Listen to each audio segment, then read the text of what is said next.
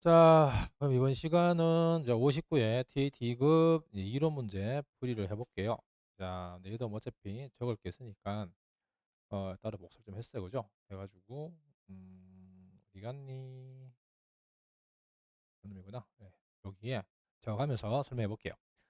자, 그러면 다음 중 내부 회계 관리 제도에 대한 설명을 옳지 않은 것은. 근데 일단 내부 회계 관리 제도는 내부 통제 제도 안에 속하는 예, 하부 개념이죠. 그래서 내부 통제 제도는 기본적으로 내부 통제 예, 제도는 기본적으로 우리가 뭐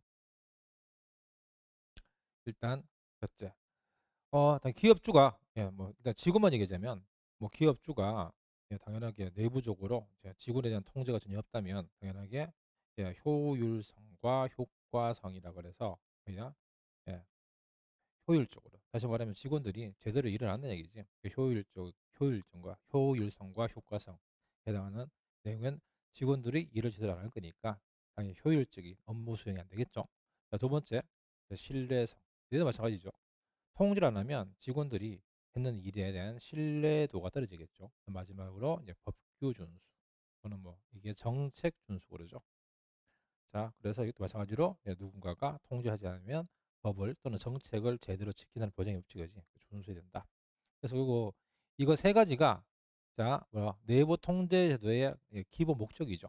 가장 중요한 목적인데, 근데 내부 회계 관리 제도는 당연하게 어디 내부 통제 제도 안에 속하기 때문에요. 속하기 때문에 근본적으로 얘도 기본 목적은 똑같습니다. 맞죠? 똑같은데 단지 추가적으로 뭐 있다. 또 자산부와 뭐 있다. 부정방지. 다시 한번 이것도 지금만 얘기하자면 당연하게 회계 관리 제도면 회계니까 회계과에서 일하는 직원들에 대해서 또 통제가 하지 않으면 회사의 재산을 그냥 마음대로 쓸 수도 있고 그런 부정을 저지를 가능성도 있기 때문에 이거 두 가지 그냥 추가죠. 그리고 내부 회계 관리를 제대로 해서 추가로 보는 게 두 가지가 추가되는 거죠. 자, 그래서 여기까지 이제 기본 설명인데 다 옳지 않은 거죠. 자, 그러면 봅시다. 1번. 기업은 내부 고발자를 보호하는 프로그램을 갖춰야 되겠죠, 당연히. 이게 있어야지만 또 회사 내부적으로 이런 부분에 대해서 고발을 받을 수 있으니까 당연한 얘기고. 자, 2번. 외부에 공시되는 재무제표의 신뢰성 확보겠죠. 신뢰성이 뭐라고? 내부 통제 제도의 기본 목적이죠. 확보를 주된 목적으로 한다. 맞죠? 그래서 어차피 내부 회계 관리 제도도 내부 통제 제도에 속하는 거기 때문에 맞는 말이고. 3번. 회계 감사를 수행하는 외부 감사에 따라 할 감사 절차를 규정하고 있다. 근데 이거는 외부죠. 외부 감사인은 외부에 있죠. 그래서 이건 내부 통제제도는 외부 감사에는 상관없는 거지. 물론 2번 지문에도 보면요. 외부에 공시되는 재무제표가 나오는데 근데 문제는 재무제표는 외부에 공시되지만 내부에서 작업하죠. 맞죠? 그래서 답은 3번. 자, 4번 재고자산이 보관된 창고에 대한 물리적 접근을 통제하는 것도 내부 회계 관리 제도 범위에 포함된다. 당연하게 자산에 누가 함부로 접근하면 안 될 거 아니에요. 맞죠? 예. 그래서 이게 뭐다? 이게 자산 보호죠. 자산 보호. 자산을 보호하는 거. 자, 그래서 답은 3번. 2번. 자, 다음 중 매출원가 계산에 영향을 미치지 않는 것은 매출원가 계산에 일단 영향을 미친다는 얘기는 매출원가 계산식인데 그죠? 근데 매출원 계산식은 잠깐만 뭐 심대 시간 걸리니까 이거지. 자, 요게 매출원가 계산식이죠. 자, 봅시다. 그냥 시간 계산 복사해 볼게요. 여기에 매출원 계산식인데 기본적으로 이제 여기에 속하는 것들은 다 영향 미치겠지. 그거가 일단 재고자산 평가 손실. 근데 재고자산 평가 손실은 자, 우리 기본적으로 뭐였대? 정상적인 처리밖에 없지. 정상적으로 정상적 처리만 우리가 인식하죠. 인정하지. 그러다 보니까 그렇죠. 어디서든 정상적으로 처리한다는 말이 항상 뭐다? 원가 산입이죠. 원가에 우리 포함하는 거기 때문에 당연하게 얘는 매출원가에 포함되겠죠. 영향을 미치니까 답은 아니지 않는 것은 맞죠. 답은 아니고 자, 두 번째 정상적으로 발생하는 재고자산 감소 맞잖아. 또 정상이네. 정상적 처리는 항상 어떻게 원가에 또 포함하죠. 자, 포함하기 때문에 당연하게 맞고. 그다음 재고자산 매출 시의 운반비. 근데 운반비는 뭐라고요? 얘는 비용이죠. 비용 중에서 뭐다? 판매 관리비죠. 판매 관리비. 비로 끝나는 관리비. 그러다 보니까 얘는 일반 비용이고 여기 아시겠지만 여기 매출원가 계산 시에는 판매 관리비가 포함 안 되지. 쉽게 말하면 매출원가 판매 관리비는 이 계산 이후에 자, 매출 총이익 이후에 이제 판매를 빼는 거죠. 답은 3번. 자, 그다음에 4번. 재고자산의 매입을 한 축은 이거는 뭐다? 이거는 그냥 매입에 대한 모든 반품 애누리 할인은 매입액에 대한 뭐야? 이게 뭐한다? 차감하죠. 다시 말하면 이 순매입 계산에 포함되는 거지, 계산이. 그래서 영향을 주죠. 그 답은 2번, 3번. 다음 3번. 다음은 주항공의 2022년 대손 관련 자료이다. 22년 손익계산서에 계상될 대손상학비는 일단 대손상학비를 물었어요. 근데 내용이 자, 날짜 순으로 쭉 있으니까 여기 따라서 가볼게요. 그러면 자, 1월 1일 이런 기초네. 기초에 대손 충당금 잔액이 42대 대손 충당금 잔액이 40만 원 있다. 이거는 붕괴할 것도 아니고 그냥 있다는 얘기죠. 두 번째 4월 20일 이런 뭐 있다? 자, 매출 채권 30만 원이 회수 불능되어 대출했다. 근데 일단 뭐 삼각비만 계산하고 이럴 거니까 분기에는 생략하고요. 예, 일단 시공계상 분기에는 생략하고 자, 금액 계산 볼게요. 무슨 얘기지? 매출 채권 30만 원이 회수 불능돼 버리면 맞죠? 여기 회수 불능돼 버리면 당연하게 대손 충당금을 썼겠지. 맞죠? 그럼 뭐다? 원래 기초에 대손 충당 얼마 있다고? 40 있었는데 여기 30만 원 회수 불능돼 버리면 요때까지는 이제 대손 충당금 뭐 잔액이 얼마? 10만 원 남겠죠. 이렇게. 그래서 이 문제가 지금 삼각비고 그렇기 때문에 대손 삼각비랑 직접 관계 있는 이제 충당금 계산도 같이 해야 되겠죠. 그죠? 그래서 요거까지가 또 4월 20일이고 다음 10월 15일. 그럼 21년도 대손 처리됐던 매출채권 중 10만 원 현금 회수했다. 근데 이게 뭐야? 대손 처리했던 매출채권을 현금 회수하면 분기 차비 현금이고 뭐야? 대변이 항상 대손 충당금 쓰게 돼 있죠. 그래서 이 현금 회수만큼 대손 뭐다? 충당금이 얼마? 10만 원만큼 한다고 증가가 되니까 결론적으로 요 날까지는 우리 회사의 대손 충당금 잔액이 얼마 된다고? 이제 20만 되겠죠. 현재는 20만 남았지. 자, 그리고 마지막 12월 31일. 자, 기말 매출권 잔액의 12월 31일이고 기말 매출 채권 잔액의 1억이네. 중 1%를 회수 불확실한 매출액이다. 자, 저게 대손 예상액이죠. 자, 근데 대손 예상이 나올 때 우리 회사 어떻게 한다? 기본적으로 매출 채권 잔액에 대해서 곱하라면 그죠?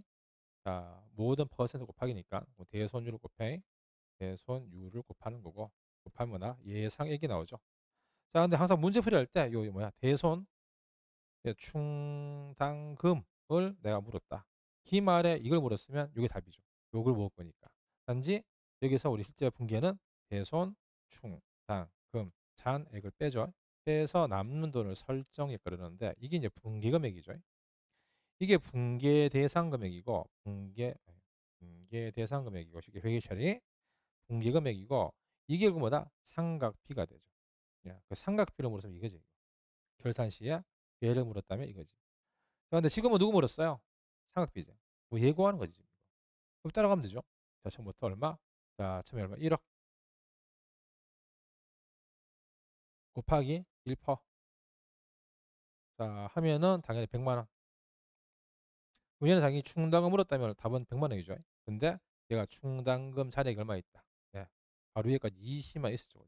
요거 20만 남았었으니까 100만 원 필요한데 이미 모여 있는 충당금 20만 있으니까 여기 추가적으로 내가 설정 분기할 금액은 80이고 그 대소상각비는 80만이라는 얘기죠.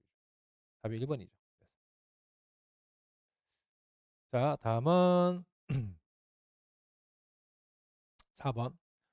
자, 중앙공은 단기 유상증자를 두 차례 실시했다. 다음 자료를 토대로 재무상태표 표시되는 주식 발행 초과금 계산하면 얼마인가? 단 잔기말 주식 발행 초과금과 주식 할인물의 차감 전에 없는 것을 한다. 이게 왜 나오냐면 일단 물음이 요거 물었죠. 주식 발행 초과금. 근데 우리 주식 발행 초과금의 반대말이 주식 할인 발행 차감인데 얘네들은 우리 이제 쉽게 자본 계정에서는 반대말이 있으면 직접 빼게 되어 있죠. 순익주의. 직접 빼는 건데 단 이 분기 말고 추가적인 원래 전기 말까지는 뭐 주식 발행 조항과 할인을 살 차이가 없으니까 요 계산만 따로 하는 거지 추가적으로 가감할 건 없다는 얘기죠. 자, 그럼 봅시다. 3월 1일부터. 근데 일단 얘는 주식 발행 초과금으로 쓰니까 자, 봅시다. 그 발행주식주 천주입니다. 한 주당 발행 금액이 2만 원, 액면이 만 원. 그러니까 주식 발행 수요 없다. 그럼 얘는 어떻게 된다? 얘는 일단 만 원짜리죠. 내가 주식을 발행할 때 본주는 항상 액면이니까 만 원짜리를 얼마라고요? 2만 원에 발행하니까 그거 뭐라고? 예, 주당 얼마라고? 만 원이 이익이죠. 이익이고 이게 몇 주라고요? 이게 천주죠. 천주. 천주면 당연히 얼마? 예, 당연히 천만 원이 주식 발행 초과금이 되죠. 여기 얼마? 천만 원. 자, 이건데 뭐 결국 이게 끝이었으면요. 답은 천만 원이죠. 그지? 근데 추가상이 추가상. 자, 추가상 봅시다. 이게 뭐냐? 9월 20일. 자, 발행 주식수 천주 한 주당 발행 금액은 8천 원, 액면 만 원짜리고 주식 발행 수수료 20만 원 발생했다. 이거는 뭐 한 번씩 예, 이거 혼란을 느끼시는 분들 계셔가지고 자, 분기를 직접 볼게요. 뭐 아시는 분들은 바로 풀 수 있으면 풀면 되는 거지. 자, 그럼 주식을 발행하면 대변의 자본금 항상 쓰는 게 액면이죠. 액면 쓰고. 자, 얘는 얼마 금액이? 자, 원래 만 원이죠. 만 원. 만 원인데 이게 천주니까 얼마 된다 금액이? 천만 원. 천주. 만 원. 맞죠? 자, 그리고 이게 발행 금액, 발행 금액. 자, 발행가란 말이 항상 뭐야? 받는 돈이죠. 그래서 내가 발행하는 돈, 얼마에 발행하는 돈이 뭐야? 팔하는 거니까 얼마에 팔았다는 말이 있어 받는 돈. 8천 원이죠. 곱하기 몇 주? 천주. 그 다음에 뭐다 이게? 800만 원인데 내가 돈으로 받는 게 얼마라고? 800이라 치고 자, 뭐로 받던 말 없지만 자, 현금화도 치면요. 이 상황에서 나 뭐다? 나는 주식을 할인 발행이죠. 아낀 거니까 발행, 발행, 차금이죠. 그 얼마 금액이? 200만 원 생기겠네. 맞죠? 근데 이게 끝이면요. 여기 끝이면 뭐 어려운 문제가 뭐 어렵다 뭐 함정이 없는 건데 이 뒤에 있죠. 주식 발행 수수료가 발생했다. 자, 근데 주식 발행 수수료는 뭐 따로 주는데 그지? 자, 참고로 해볼게요. 일단 얘도 뭐 많이 했는 얘기지만 자, 참고로 자, 예외 규정이니까 자, 뭐라고? 주식 발행 수수료 같은 게 통칭 주식 발행비죠. 주식 발행 비용인데 비용은 자, 얘는 우리 절대 수수료 비용으로 쓰지 않죠. 다시 말하면 얘는 수비용 쓰는 게 아니라는 얘기, 일반 비용시 아니라는 얘기지. 자, 왜 그랬냐면, 자, 보이 됐다? 내가 만약에 이 20을 돈으로 준다 칩시다. 그러면 현금으로 나가요. 그럼 이게 어떻게 된다고? 요 20이 사용됐다는 얘기지. 근데 그건 무슨 말이냐면, 내가 지금 이 자본금, 내가 주식을 발행하기 때문에 내가 받은 돈이 800이야. 근데 이걸 발행하면서 쓴 금액이 사용했는 금액이 20이죠. 그 말은 실제로는 800만 원 받은 게 아니잖아요. 얘 때문에 쓴 게 20 있으니까. 그래서 이거는 별도의 비용이 아니고 자본금 때문에 나왔는 요 비용이기 때문에 이건 뭐다? 내가 받는 돈하고 내가 주는 돈은 두 가지가 서로 같은 거라는 거죠. 얘 때문에 났기 때문에. 단지 얘는 늘어난 거고 주는 거가 빼야 되겠죠. 말이야? 무슨 말이냐면 그 주식 발행 비용은 수리비용 따로 쓰는 게 아니고 항상 발행가, 발행가. 쉽게 말하면 받는 돈. 맞죠? 그래서 발행가에서 이걸 직접 빼든 말든 간에 직접 일단 차감되는 것으로 인식하시라는 얘기죠. 요 20은 받는 돈에서 직접 빼라는 얘기죠. 계산상. 그럼 예를 들면 그거 뭐라고? 800만 원 받는데 20만 원 쓴 걸 직접 빼버리면 당연히 얼마? 내가 720만 원 받아 똑같으니까 이런 식으로 말고 할인 발행했을 때는 한다고? 예, 한다. 이때는 할인 발행 차금이 한다고요? 그만큼 증가되겠죠. 거꾸로 돈을 많이 받는 게 할증이죠.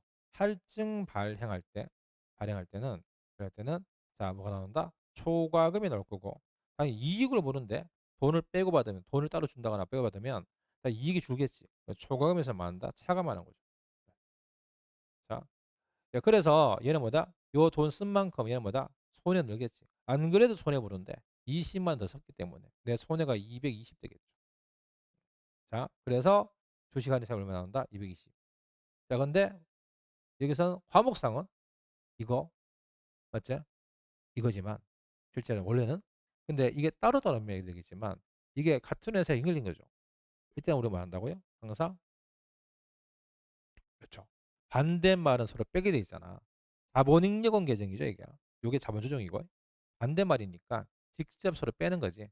그럼 이 말은 뭐라고? 할인 발행 차감이 원래 실제 분기에는 200이 아니지, 220 아니지. 이 뭐야? 이게 주식 주식, 발행, 초과금에서 빼야 될 거 아니야. 원래 얘가 따로 나왔다면 할인 발행 차감이지만 이 손해는 이익에서 빼는 얘기죠. 현재 이익이 더 크기 때문에 바로 배워주겠지. 그러면 1,000만 원 이익인데 야 빼면 줄게. 이 손해 본 게 얼마라고? 220이니까 빼고 남았는 게 얼마 된다? 780만 원 되겠죠. 예, 그래서 초과금 얼마? 780만 원이 잔액이죠. 답은 1번. 9번, 5번. 다음 문제 항공의 외화 매출 환율이다. 이를 토대로 이사는 외화 외상 매출과 외화 환산 손익인데 어차피 이거는 자, 예, 요거랑 요걸 구하는 건데 근데 이거 구한단 말은 기존에 이렇게 외화 거래가 있고 결산 시점에 환산은 항상 결산시하죠. 예, 시점에 정리 자료가 있던 얘기죠. 그래서 간단히 말하면 이게 미국에 있는 거래처의 상품을 1,000달러를 외상으로 팔았으면 외화 외상 매출금이 얼마? 1,000달러인데 뭐 우리나라 정부랑 상보다 원화 쓸 거니까요. 그 곱하기 환율하겠죠. 환율이 얼마야? 1,000원이죠. 1,000원. 자, 근데 결산 시점에 환율이 얼마 된다? 1,100원이 돼요. 그러면 환율이 원래 1,000원이었는데 1,100원 됐으니까 첫째, 이제 얼마짜리라고? 1,100원짜리지. 달러당. 얼마가? 1,000달러. 그러면 당연하게 외상 매출금 어디 된다고요? 이제 100만 원이 아니고 얼마? 110만 원 되겠죠. 두 번째, 100만 원이 든 게 110만 원 맞죠? 110개 1,000달러 곱하기 1,000원 하면 110만 원, 100만 원. 또 1,000달러 곱하기 1,100원 하면 110만 원. 이니까 10만 원만큼 올랐잖아. 받을 게 올랐어 지금 이게. 외상으로 판 돈은 받을 거고 받을 게 증가됐으니까 나는 이익이죠.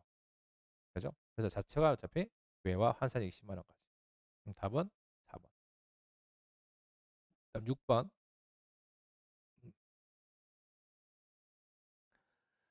자, 다음은 주항공이 22년 중 다 취득해서 보유 중인 유가증권 내역이다. 22년 말 결세 유가증권 평가 결과물이었죠. 자, 일단 확인해 볼게요. 평가에 있는 내용만 한번 찍어볼게. 첫째 뭐 있다. 매매 증권은 단기 매매 증권은 증권이 두 개 있는데 첫 번째 거부터 어디 된다고요? 얘는 그런데 증권 거래는 쌍미란 뭐죠? 왜? 우리는 시가로 사서 시가로 팔고 그다음에 평가도 공정가치로 하고 맞죠? 시가로 하기 때문에 그게 얼마? 6천 원짜리가 맞죠? 주당 단가니까 주당 주당 6천 원이 얼마 됐다고? 네, 7천 됐잖아. 그럼 7천 원 되면 뭐라고 이거는 평가 이익이죠. 이익이 얼마 생긴다? 주당 1,000원이고 맞지? 이 곱하기 얼마? 여기에 곱하기 천주죠. 천주. 자, 수량이 천주죠. 자, 그리고 어떻게 된다 그러면 1,000원이 올랐는데 뭐라고? 한 장당 1,000원이 올랐는데 몇 주? 천주니까 얼마 당이 100만 원이지. 그지? 100만 원 증가죠. 자, 두 번째. 또 똑같은 단기 매매. 자, 얼마 됐다고요? 요거는 자, 또 당연히 액면 보는 거 아니죠? 최대 단가 8,000원이에요. 8,000원 얼마 됐다? 5,000원 됐네. 5,000원. 그럼 이게 평가 손실이지. 자, 손실이 얼마? 주당 3,000원이죠. 3,000원. 여기 또 몇 주야? 3,000주네 또. 3,000주. 곱하면 얼마 돼? 900만 원이죠. 자, 마지막 매도 가는 중.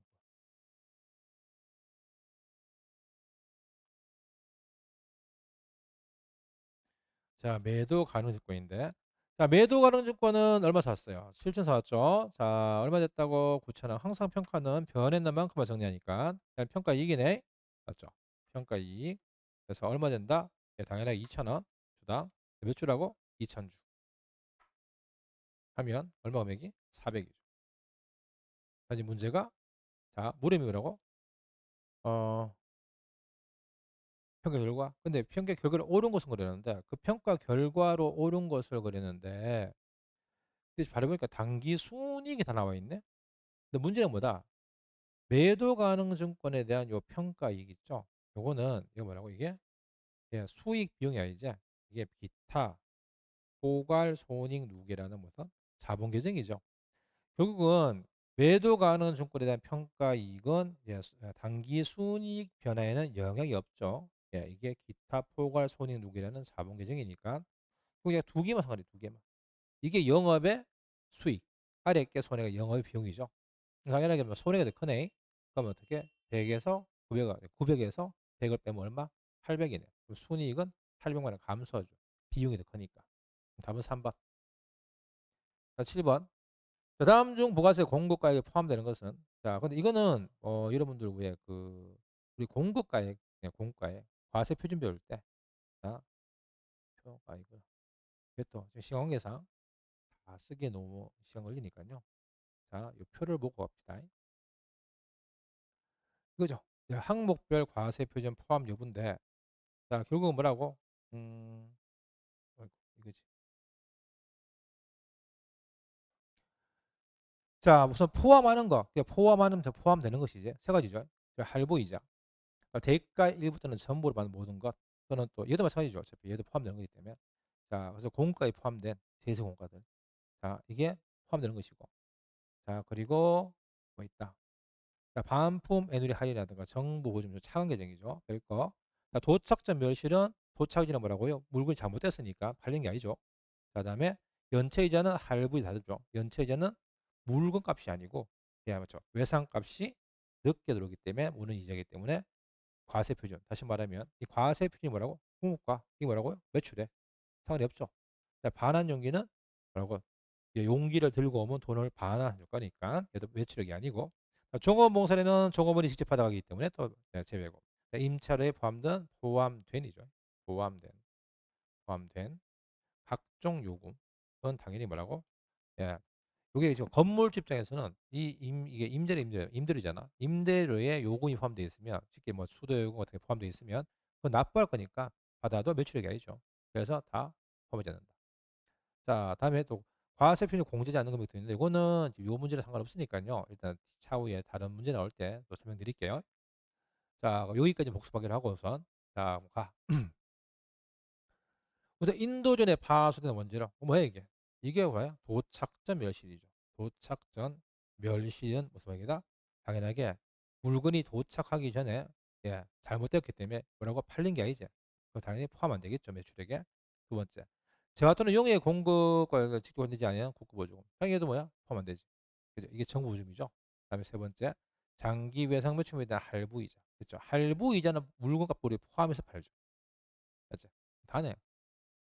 아, 두 개씩구나. 다르겠네. 둘 다 아니기 때문에. 따라라 제품의 외상 판매가에 포함된 운송비겠지만 이게 뭐라고요? 판매가. 판매가의 일부를 받는 모든 거. 그러니까 판매가액에 포함되어 있는 일부에 포함됐단 말 일부니까 일부를 받는 모든 거. 그렇죠. 이렇게. 그래서 답은 다라죠. 다라. 그다음 8번. 그 다음은 제조업을 영위하는 주항공의 2022년 2기 부가세 확정 신고 기간의 제로이다. 이를 토대로 부가세 납부세액을 계산하면 얼마인가? 다음 모든 거래 금액은 부가세가 포함되어 있지 않고 필요한 세금 계산은 적법을 수했다. 그래서 이 모든 금액이 다 뭐라고요? 공급가액이고 자 서류는 똑바로 받았다 이거지. 자 증빙은 다 받아놨으니까 자 세금 계산상에 문제는 없고 근데 물이 뭐죠? 납부세액이죠. 납부세. 그지? 납부세액이니까 우리 뭐 할 거다? 네, 부가세는 납부세가 된다고요? 매출세액에서. 맞죠? 누구 뺀다? 매입세액을 빼죠. 매입세를 빼서 자, 하면은 뭐다? 납부세액이 나오죠. 여기 다 물어본다. 이걸 전단계 세액 공제법 그러죠. 자, 이렇게. 자, 그러면 여러분들은 뭐 얘만 찾으면 되겠네, 세 개. 첫 번째 매출. 우선 매출을 해볼까요? 매출 몇 개 있냐? 국내 매출 매출이고, 지익 수출도 매출이죠. 그다음에 컴퓨터 부품 매입은 매입이고, 트럭 구입도 매입이고, 선물 살 때 구입은 매입이죠. 요 두 개 매출이네. 맞죠? 매출인데 문제는 수출은 이게 뭐라고요? 영세율이죠. 그렇죠. 직수출이든 뭐든 수출은 영세율이죠. 영세율. 그 영세율이기 때문에 얘는 부가세가 없죠. 그래서 여기서는 제외. 요거 뭐라 국내 매출 3천에 대해서 얼마만큼 세금 10%니까요. 3억에 대해서 3천이지. 자 결론적으로 그렇지만 이게 공급가였으니까요. 맞죠? 공급가액 10%가 부가세니까 매출세는 3천만 원이겠죠. 자, 다음 매입세. 매입 몇 개 있다? 하나, 둘, 세 개 있죠. 자, 뭐 있다? 여기 있으면 부품 매입액은 당연히 공제 가능하죠. 과세니까. 트럭도 과세제 살 때. 소형차 불공이고. 접대인데 불공이잖아요, 이거. 자, 그리고 얘는 또 뭐야? 이게 불공제 매입세 부분이죠. 그래서 이게 불공이니까. 자, 매입세 공제 안 되겠지. 자, 불공제 매입세는 공제 불가죠. 자, 그래서 제외시키면. 그럼 그 공제 가능한 매입은 두 개 있고요. 그 합쳐서 1억 8천인데 1억 8천에 10%면 얼마야? 1,800만 되겠죠. 1,800만. 그 말은 납부세액 얼마 된다고 이게? 1,200이죠. 답은 2번. 자, 9번. 자, 다음은 거주자 김회계 씨의 22년 귀속 이자 배당 이자 소득과 배당 소득 내역이다. 자, 합치말이 뭐? 금융소득이죠. 김혜기 씨의 종합과세대상 이자소득과 배당소득은 얼마인가? 뭐냐? 이자와 배당 중에서 종합과세대상이란 말은 종합소득세 신고액이죠. 자, 다음 외국벌이부터 하던 현금 배당을 제외하고는 모두 소득세에 따라 적합 원천징수였다. 자, 근데 여기서 하나 하실 거. 우리 그건 원래 이자와 배당소득은 그렇죠. 무조건 종합과세 이자 배당이 아니면 전부 다 뭐한다? 예. 그러면 이제 무조건 분리라든가 또 조건 분리가 있는데 문제는 이 분리란 게 분리과세 대상은 종합과세가 아니죠. 근데 분리과세 조건이 뭐죠? 원천징수죠.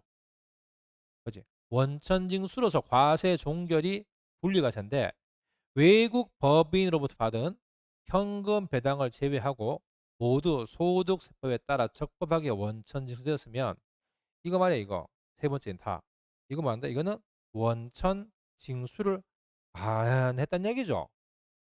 맞죠? 그래서 원천 징수를 안 했으니까 얘는 뭐라고요? 얘는 분리가 없는 거지. 이게 무조건 종합이죠. 일단 기본적으로 얘는 아셔야 되죠. 맞지? 그럼 얘는 무조건 종합이에요. 자, 그래서 종합과세 우선 첫째 300 찾았습니다. 자, 나머지 이제 세 개인데 이거는 여러분들이 또 교재에 TAT 교재에 있는 뭐 봐야 되는데 그래도 일일이 다 또 쓰면 너무 길어지니까 자, 금융소득 중에서 우리 이제 금융소득에서 우리 이제 종합과세 부분은 일단 최소한 이걸 알아야 되죠. 금융소득의 종합과세에서는 일단 기본적으로 이 부분을 알아야 되지, 그지? 자,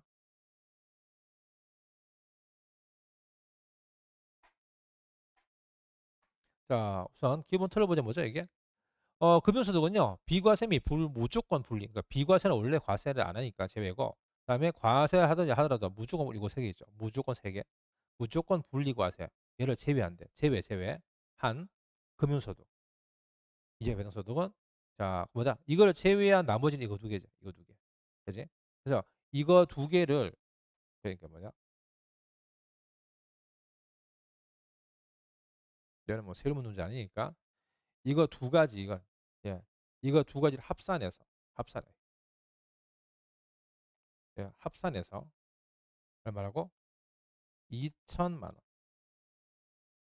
원 예 이하 일 때. 이거 두 개를 합쳐서 2천만 원 이하이면 그게 뭐라고요? 그 이하는 뭐한다? 우리가 분리해 주죠. 분리. 누굴 분리한다?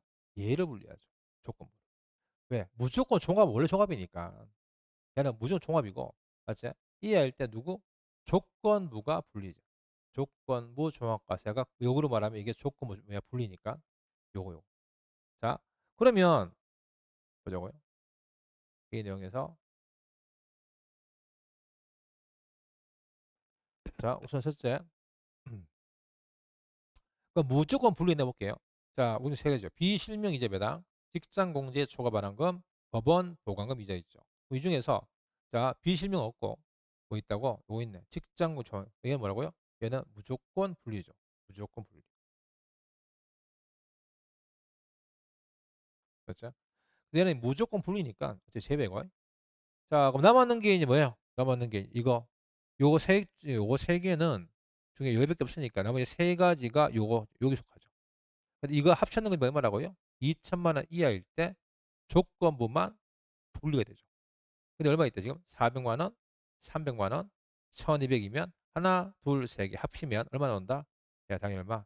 1000 얼마예요? 900이죠. 1900. 그럼 이게 1900이니까 2000 안 되잖아. 그러면 일단 얘는 뭐라고요? 무조건 종합이니까 종합하고 나머지 조건부는 뭐 한다고? 분리를 시키는데 볼게. 예, 무조건이 이 중에 누구 있다? 원천징수되지 않은 이거잖아 이거 지금 안 되는 거. 그다음에 출자 공동기업 배당소득은 이름은 이거지만 배당이라서 여기 있지만 실제 출자 공동기업은 결국 사업소득이죠. 알고 보면 그 사업소득이 원래 뭐가 없다? 예, 분리가 없잖아 기본적으로. 종합이죠, 무조건. 그러다 보니까 얘가 배당이지만 출자 공동기업이면 사업과 마찬가지이기 때문에 포함시켜서. 그래서 이거 두 개인데 이 중에 하나 있고 얘는 없네. 그럼 남은 얘 둘이 뭐다? 어차피 여기 안 속하는 게 뭐다? 이거잖아, 이거. 맞죠? 그 조건부인데 그럼 우리 조건이네. 그럼 이것도 조건부니까 다 뭐다? 제외죠. 조건부니까 2천만 원 안 되기 때문에 두 가지 다 제외. 이렇게 돼버리면 남았는 게 3천 남겠네. 답은 1번. 맞죠? 자, 답은 다음은 10번.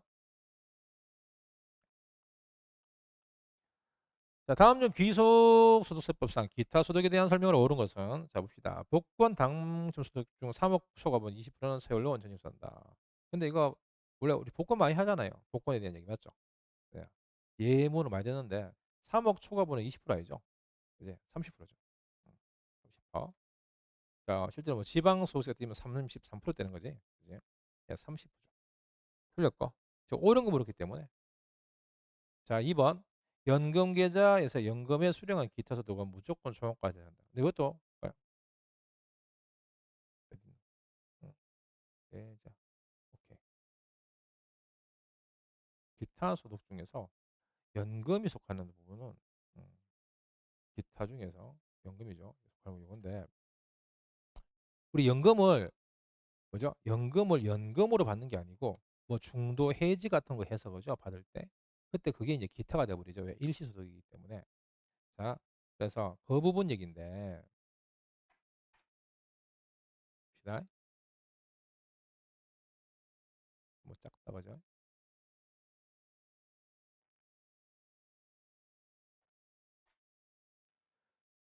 자, 누구라고? 연금 계좌에서 연금 이해 수령한 불임분 및 연금세. 그러니까 어차피 얘도 우리 뭐 돈 받을 때 예, 우리가 뭐야 원천징수 하잖아, 그지? 하기 때문에 분리과 조건이 되죠.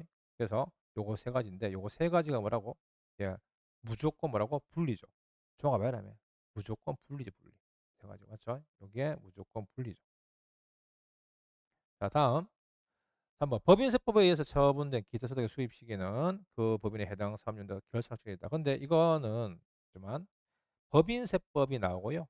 여기 관련되는 뭐다 소득이 나오면 뭐든 간에 전부 다 항상 법인세 계산에 대한 확정이 결산 확정이기지 맞죠?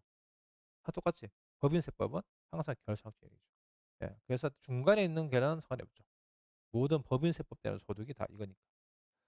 4번 뇌물, 알수 및 배임 수에 따라 받은 금품의 기타 소득금의 합계액이 300만 원 이하인 경우 불이과세될 수 있다. 근데 원래 기본적으로 기타 소득 금액이 300만 원 이하면 기타 소득이 300만 원 이하면 분리과세 선택이 될 수 있죠. 근데 문제가 뭐다? 이거죠, 이거. 이게 세 개. 이거는 범죄이죠. 맞죠? 근데 내가 쉽게 해서 누구한테 뇌물 줄 때 세금을 떼고 준다는 게 말이 안 되잖아. 이게 어차피 신고 안 할 건데. 뇌물 주면서 신고 갖고 다니는데 왜 세금을 떼? 맞죠? 다시 말해 이게 뭐 없다? 원천 징수가 없죠. 그지? 결국은 뇌물 줄 때 원천 징수를 하지 않으니까요. 그냥 다마다 야 무조건 뭐라고 무조건 종합이죠. 그죠? 예, 그래서 분리 과세의 조건이 뭐라고 원천 징수 후 과세 종결이기 때문에 맞지? 그래서 얘는 무조건 종합이죠. 그래서 선택할 수도 없죠 이거는. 자, 그 얘기지. 자, 그래서 답은 3번입니다. 그래서 이론은 여기까지. 하셨어요.